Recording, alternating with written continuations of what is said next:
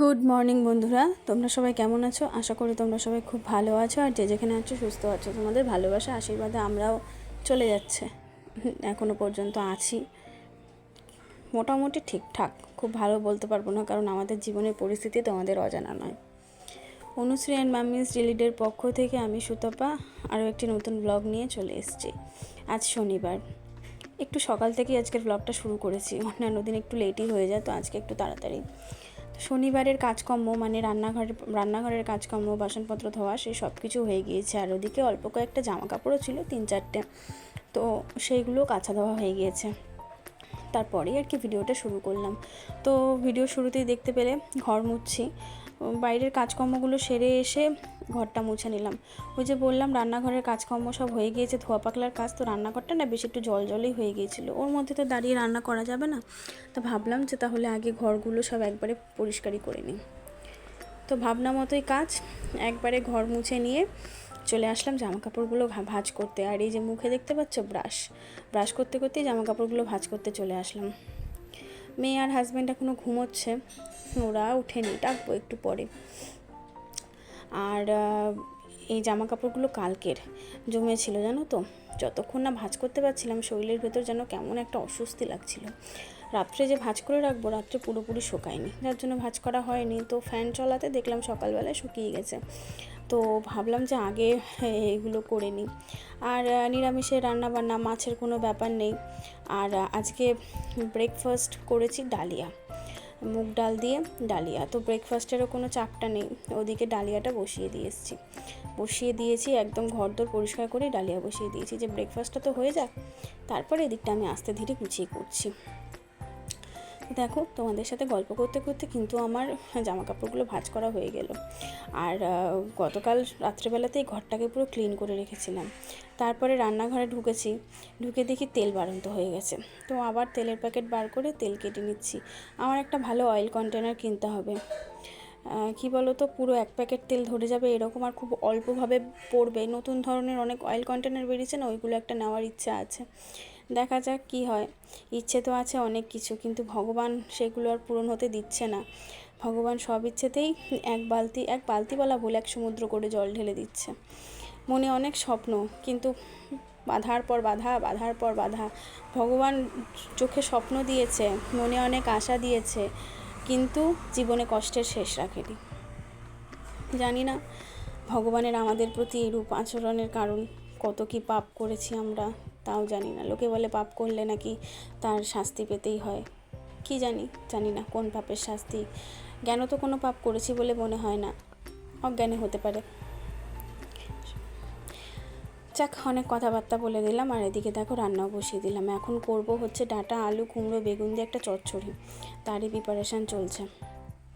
তো কড়াইতে তেল দিয়ে, তেলটা গরম হয়ে গেছে, তার মধ্যে দিয়ে দিলাম 5 ফোড়ন দিয়ে সবজিগুলো তো সব রাত্রেই কেটে কুটে রেখে দিয়েছিলাম। তো সব কটা সবজি এখন তুলে নিয়ে এসেছি, সবগুলো একেবারে ধুয়ে সাইডে রেখে দেবো, একটা একটা করে তারপর রান্না করবো। আর এই যে দেখো ডাঁটা, আলু, কুমড়ো, বেগুন সব সবজি বসিয়ে দিলাম। এই সবজিটা বেশ ভালো লাগে, একটু মিষ্টি মিষ্টি খেতে হয়, একটু মিষ্টি দিতে লাগে। এই সবজিগুলো আবার ঝাল ভালো লাগে না। তো নিরামিষের দিন জানো তো একটা চাপ থাকে যে একটু বেশি সবজি রান্না করতে হবে। মাছের দিন কি, আমিষের দিন একটা ডাল হলো, একটু ভাজা হলো, একটা সবজি হলো, মাছ হলো, হয়ে যায়। তো ওইদিকে সবজিটা হতেই যে আমার সোনা উঠে গেছে। আর অনেকক্ষণ পরে মানে সকালবেলা যখন ওঠে না, ওকে আমার খুব চটকাতে ইচ্ছা করে, খুব ভালো লাগে ওকে আদর করতে। আর ঘুম থেকে ওঠার পরে বাচ্চাদের যদি এরকম ভালোবাসার মানুষরা আদর করে, মানে মা বাবা যদি বাচ্চাদের এরকম আদর করে, বাচ্চাদেরও খুব ভালো লাগে, তাদেরও একটা বেশ খুব ভালো ফিল হয়। দিনের শুরুটা মা বাবার আদর দিয়ে হলে বেশ তাদের জন্য খুব ভালো হয়। তো আমি প্রত্যেক দিনই যখন ও ঘুম থেকে ওঠে, ওকে আমি একটু কোলে তুলে নিয়ে এরকম আদর করি। আমারও বেশ ভালো লাগে, অনেক কষ্ট দুঃখ সব কিছু ভুলে যাওয়া যায় ছোট্ট মুখটা দেখে, আর ওরও খুব ভালো লাগে। তো এইদিকে আজকে চাদরটা চেঞ্জ করে নিলাম, তবে ভাবছি আজকে মনে হয় কাচবো না, কারণ ওয়েদারের অবস্থা একদম ভালো নয়। আর এই যে আমার মেয়ে বালিশগুলোর ওপর বসে বদমাইশি করছে।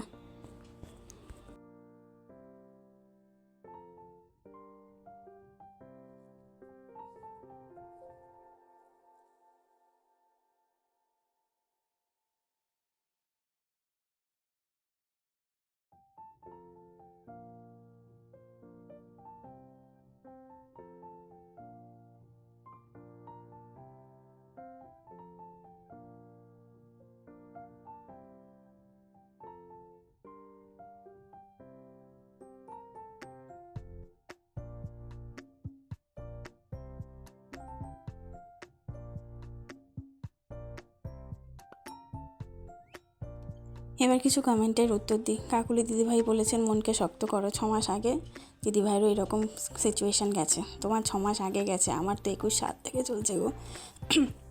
আমার 21 সাল থেকে চলছে, আমি আর পারছি না। তারপরে রুম্পা দিদিভাই বলেছে ভগবানকে ডাকো, উনিই ভরসা, দিন রাত্রির ডাকছি। আর প্রিয়াঙ্কা দিদিভাই ভালোবাসা দিয়েছে, অসংখ্য ধন্যবাদ তোমাকে দিদিভাই ভালোবাসা আর সাপোর্ট দেওয়ার জন্য। আর এই যে আমার বধূটা কী পরিমাণে বদমাইশি করছে, ওর বেশ মজা লাগছে। সব বালিশগুলো নিচে ফেলেছি, বেশ উঁচু হয়েছে, ওর তার মধ্যে লাফাতে বেশ মজা লাগছে।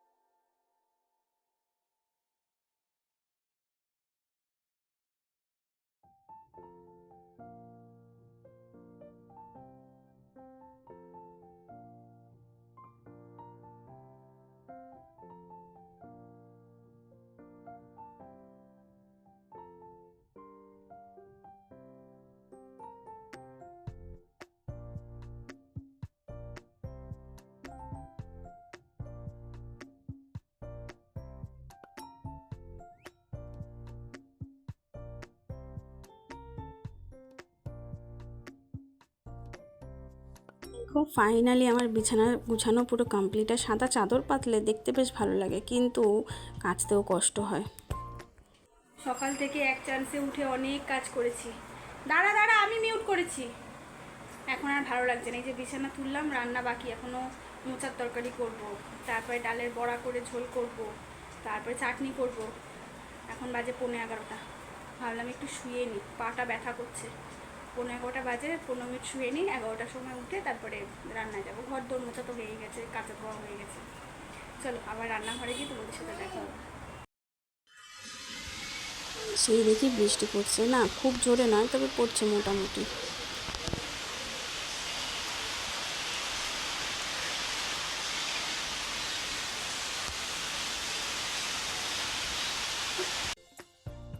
সব জামা কাপড়গুলো তুলে নিয়ে আসলাম, নিয়ে এসে জানলাগুলোও খোলা রয়েছে, জানলাগুলো সব আটকে দিই। জামা কাপড়গুলো এখনও পুরোপুরি শুকায়নি, সবগুলো ঘরেই মেলতে হবে। আর আজকে ওয়েদারটা জানো না এত বাজে, এই রোদ উঠছে এই বৃষ্টি পড়ছে, এই রোদ উঠছে এই বৃষ্টি পড়ছে, মানে আমার মাথা হ্যাং হয়ে যাচ্ছে। জামা কাপড়গুলো কী করব।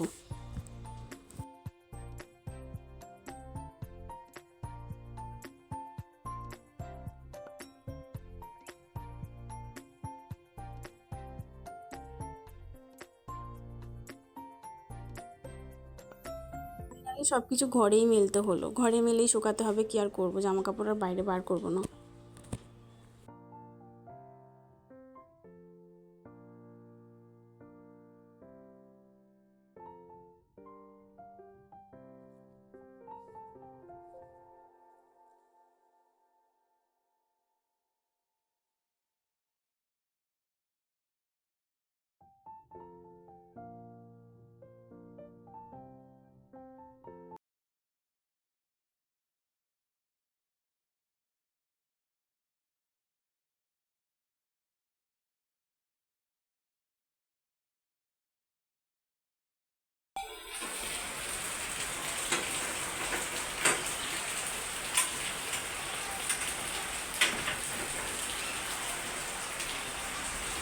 রান্নাঘরে যাই, বৃষ্টি তো হচ্ছেই, বৃষ্টি পড়লো। তো এইখানে এই জানলাটা বন্ধ করে দিয়ে গেছিলাম, পাল্লাটা খুলে গেছে দেখো, এটাই আমি তোমাদের বলছিলাম। কিন্তু মেয়ে গান শুনছিল, তার জন্য আমি এই জায়গাটা মিউট করে দিলাম, কারণ বাই চান্স যদি কপিরাইট চলে আসে তো আবার নতুন করে এডিট করে পোস্ট করা, ওরে বাবারে বাবা। আর আমার মেয়ে দেখো এই যে এখন তারপরে গানটা বন্ধ করে দিয়েছি, আর আমার মেয়ে স্নান হয়নি, বিছানার মধ্যে কেমনভাবে বসে আছে, শুয়ে আছে। মানে ও গান শুনে নাচ করে এত ক্লান্ত হয়ে গেছে যে ও এইখানে এইভাবে শুয়েই পড়েছে। আমিও একটু এই সুযোগে আদর করে চটকে নিলাম। জাস্ট তোমাদের দেখিয়ে গেলাম মুষলধারে বৃষ্টি, আর এই যে অবস্থা দেখো, দেখো রোদ, কি অবস্থা। মানে আমি এত কনফিউজ হয়ে রয়েছি, জামা কাপড়গুলো মেলবো না, জামা কাপড় আর মেলবো না, জানলাগুলোই খুলে দিই, থাক, কি অবস্থা। তারপরে আবার চলে আসলাম রান্নাঘরে। এই যে মিক্সিতে হচ্ছে মটর ডাল পেস্ট, ওদিকে কড়াই বসিয়ে দিয়েছি, বড় কড়াইতে করব ডালের বড়া। ওই পাশে ছোট কড়াই বসিয়ে দিয়েছি, ছোট কড়াইতে মোচার জন্য আলু ভেজে নিচ্ছি। চটাপট করে রান্না করতে হবে, এখন অনেকটা বেলা হয়ে গেছে জানো তো। মানে আমার না মোটামুটি যদি 11:30 11:30 বেজে যায় রান্নাঘর থেকে বেরোতে না পারি, আমার জন্য মাথা খারাপ হয়ে যায় যে এত বেলা হয়ে গেল এখনও রান্নাঘর থেকে বেরোতে পারলাম না, আমার পুরো মাথা খারাপ হয়ে যায়। আর গরমের মধ্যে না অসুস্থ লাগে, যতই বৃষ্টি হোক না কেন আগুনের সামনে সেই গরমের ভাবটা তো রয়েই গেছে, সেটা তো আর যায়নি। তো রান্নাবান্নার পালা শেষে ডাঁটার তরকারিটা নামিয়ে নিলাম। তো এইবারে ডালের বড়াটা করব না, রান্নাবান্নার পালা শেষ বলাটা ভুল, ডাঁটার তরকারিটা হয়েছে, এখন অনেক রান্নাই বাকি আছে, সেই সব রান্নাবান্নাগুলো করব।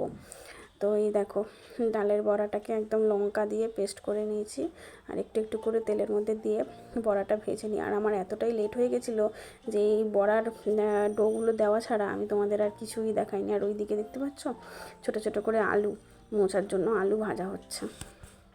তো ফটাফট করে রান্নাটা করে নিই, তারপরে আবার তোমাদের সামনে আসবো।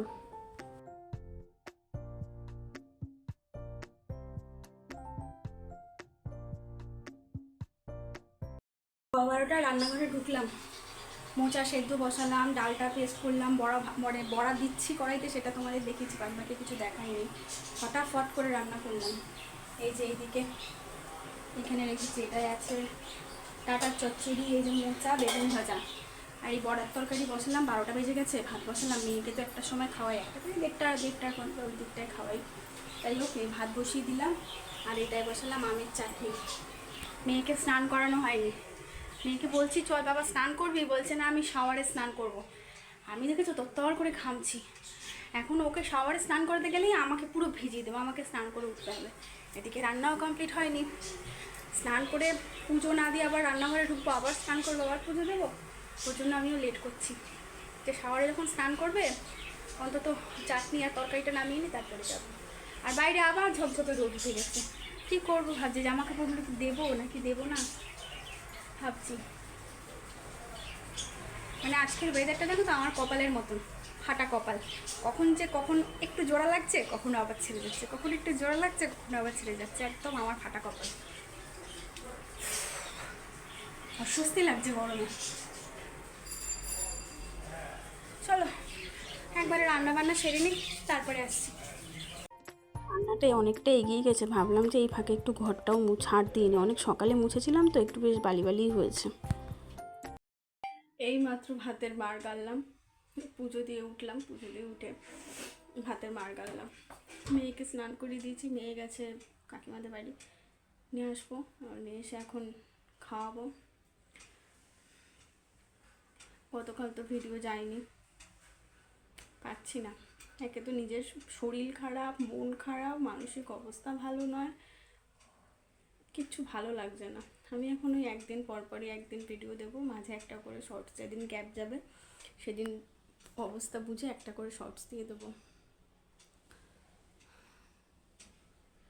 মার শরীরটা ভালো না, কালকে এসেছিল রাত্রিবেলায়, চুল পড়ে গেছে, প্রচুর পড়ে গেছে, চুল কেটে এইটুকু করে দিয়েছি, একটা উইক কিনে দিয়েছি, কালকে পড়েছে। 2024 সাল এটা, এই সময় দাঁড়িয়ে এই ধরনের পেশেন্টদের চুল পড়ে গেলে মানুষ সেটা খুব বাজেভাবে দেখে। চুল মেয়েদের একটা ইমোশান, মেয়েদের একটা সৌন্দর্য।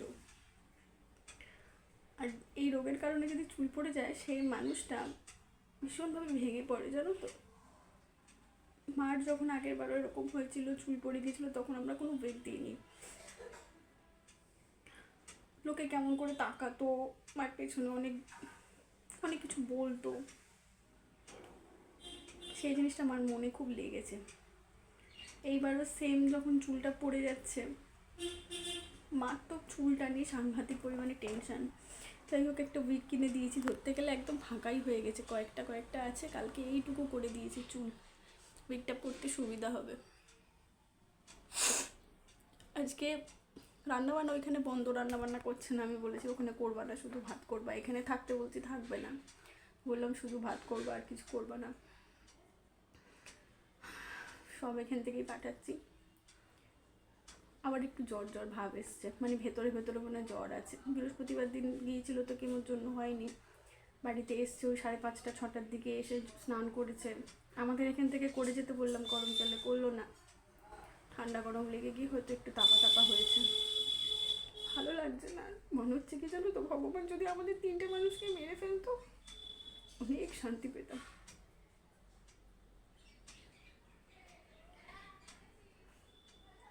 চলো মেয়েকে খাইয়ে নিই, তারপরে আবার ওই বেলা দেখা হবে।